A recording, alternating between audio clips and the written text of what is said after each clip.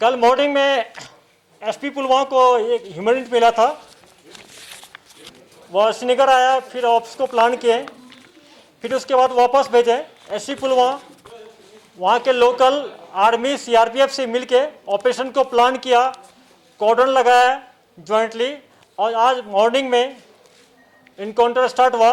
उसमें 3 टेररिस्ट मारे गए, तीनों जैश मोहम्मद से ताल्लुक़ रखते हैं। उसमें एक एफटी टेररिस्ट है पाकिस्तान का, जिसका कि आप लोगों के बहुत महीनों से, खास करके लास्ट वीक से बहुत आप लोग इंतजार कर रहे थे कब पकड़ा जाएगा या मारा जाएगा, जिसको हम लोग बोलते हैं अब्दुल रहमान एलियास फौजी बाबा या भाई, जो मुल्तान पाकिस्तान का है। अफगानिस्तान की लड़ाई में उन्होंने पार्टिसिपेट किया था और 2017 से पुलवामा डिस्ट्रिक्ट में, इनफैक्ट कि पूरे साउथ कश्मीर में एक्टिव है। ये बहुत सारे इंसिडेंट में पार्टिसिपेट किया है। दिसंबर 2019 में एक इनकाउंटर हुआ था जिसमें कामरान मारा गया था। ये भागने में कामयाब हो गया था 2019 में। ये आईडी एक्सपर्ट भी है। और जो 28 तारीख को जो हम लोग मॉर्निंग में आईडी को जो डिटेक्ट किए थे, आर्मी सीआरपी पुलिस मिलकर उसको बाद में न्यूट्रलाइज किया था।